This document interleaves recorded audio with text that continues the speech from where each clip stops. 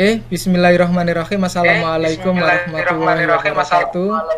Terima kasih Ustadz Usada, jenjang kelas 3. Hari ini saya diberikan kesempatan untuk sosialisasi kegiatan saya, yakni mengikuti kegiatan guru belajar yang dilaksanakan oleh Kemendikbud.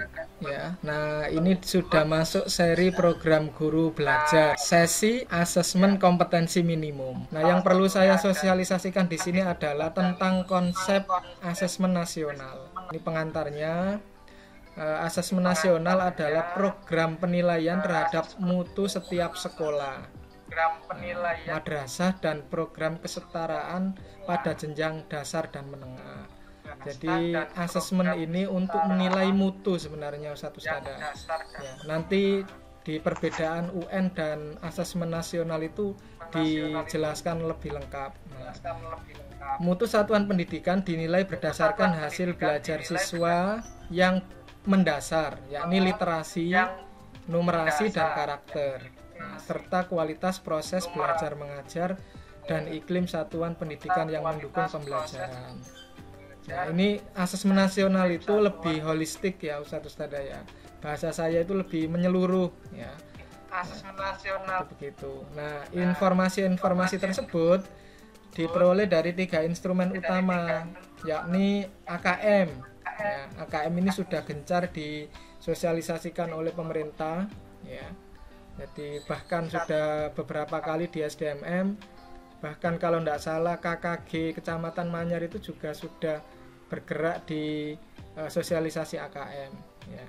Saya dapat cerita dari Pak Andi itu, beliau ketua KKG di Manyar itu sudah mulai sosialisasi gencar. Survei karakter yang mengukur sikap, yakni nilai, keyakinan, dan kebiasaan yang mencerminkan karakter siswa. Nah, ini sebenarnya ada di instrumennya K13 itu, sebenarnya sudah ada di sana. Survei lingkungan, yakni belajar yang mengukur kualitas berbagai aspek input dan proses belajar mengajar di kelas maupun di tingkat sekolah. Ini secara umum ada di akreditasi sekolah Ustadz ya. Jadi ini maksudnya, jadi asesmen nasional itu sekali dayung 1, 2, 3 pulau itu terlampaui, maksudnya begitu logika sederhananya. Nah, evaluasi ujian nasional. Jadi ujian nasional itu sudah masuk evaluasi dengan berbagai alasan begitu ya, berbagai pertimbangan. Beberapa poin evaluasi ya yang menjadi pertimbangan untuk menghentikan ujian nasional dan menetapkan penyelenggaraan AN, asesmen nasional. Yang pertama, butir-butir soal UN hanya mengukur kemampuan kognitif siswa ya, sehingga input atau proses pembelajaran kurang dapat tergambarkan dengan baik ya. Itu jelas sudah tergambarkan pada instrumen yang dipegang siswa, yakni soal-soal itu ya, beberapa hari itu yang dikerjakan siswa itu.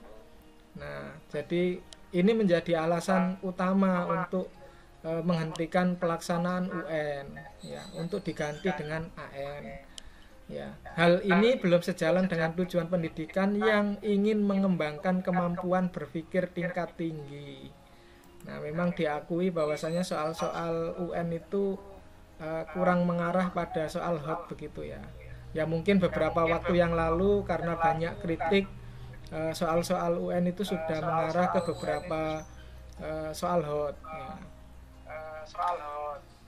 Yang kedua ya, asesmen nasional dirancang untuk memberi dorongan lebih kuat ke arah pengajaran yang inovatif dan berorientasi pada pengembangan kompetensi, termasuk di dalamnya kemampuan bernalar.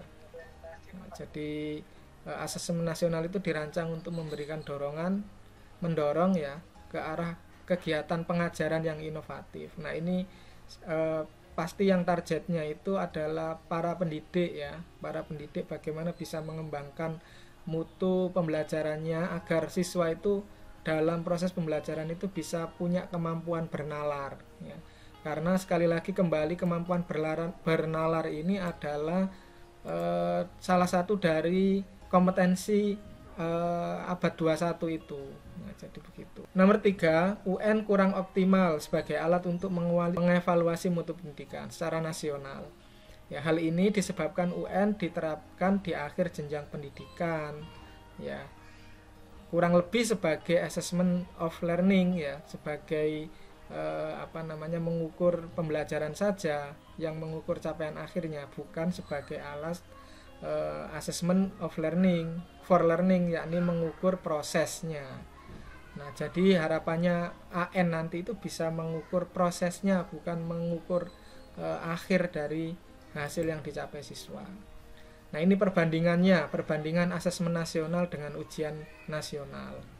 Ya, tujuan pelaksanaan asesmen nasional itu untuk mengevaluasi mutu terkait sistem satuan pendidikan. Jadi mengukur sekolahnya, secara menyeluruh. Satuan pendidikan itu sekolah, ya, lembaga sekolah, baik SD, madrasah maupun sederajat. Ujian nasional itu untuk mengevaluasi capaian hasil belajar murid secara individu. Sangat kontras sekali begitu ya. Secara umum ini sekolah ini hanya mengukur individu. Nah, kalau ini juga mengukur individu, juga mengukur sekolah untuk yang asesmen nasional. Jenjang penilaian ya mulai SD, MI, SMP, MTS, SMA, SMK atau program kesetaraan yang lain. Nah, kalau ujian nasional ya itu SMP, SMA dan SMK.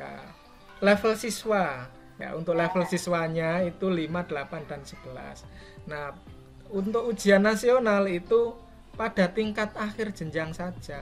Untuk asesmen nasional untuk subjek siswa itu modelnya survei ya. Siswa dipilih secara acak untuk mengikuti AN. Nah, untuk yang ujian nasional itu model sensus. Jadi semua siswa mengikuti UN, tidak terkecuali.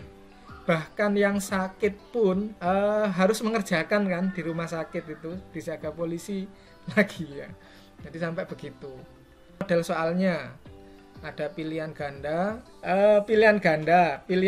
kompleks. Ya, ini contohnya seperti checkbox itu ya. Jadi satu pertanyaan ada beberapa pilihan jawaban yang benar, menjodohkan isian singkat dan uraian. Nah, kalau ujian nasional itu pilihan ganda dan isian singkat. Sasaran penilaiannya ya, kompetensi literasi, numerasi dan karakter serta kualitas dalam iklim dalam satuan pendidikan tersebut dalam mendukung pembelajaran. Ini sangat kompleks ya, tapi menyeluruh ya. Tapi kalau ujian nasional penugasan terhadap mata pelajaran saja. Nah, metode penilaiannya menggunakan komputer multistage adaptive testing ya, IMSAT ya. Jadi ini yang punya programnya adalah kementerian ya. Terus kalau ujian nasional itu hanya CBT ya. Sama-sama yang punya kementerian, tetapi CBT ini lebih simpel karena hanya mengukur penguasaan mata pelajaran. Jadi begitu. Ini kurang lebih perbandingan asesmen nasional dan ujian nasional. Ini membandingkan asesmennya. Sekian, terima kasih, semoga bermanfaat. Alhamdulillah setelah mengikuti kegiatan guru belajar, seri program guru belajar AKM ya, asesmen kompetensi minimum, kurang lebih saya pribadi mendapatkan beberapa pengetahuan baru begitu terkait tentang AKM. Baik, terima kasih sekali lagi guru kelas jenjang kelas 3 ya, saya ucapkan terima kasih sekali lagi atas kesempatannya. Saya mohon maaf apabila dalam menyampaikan ini banyak kekurangan. Assalamualaikum warahmatullahi wabarakatuh. Waalaikumsalam.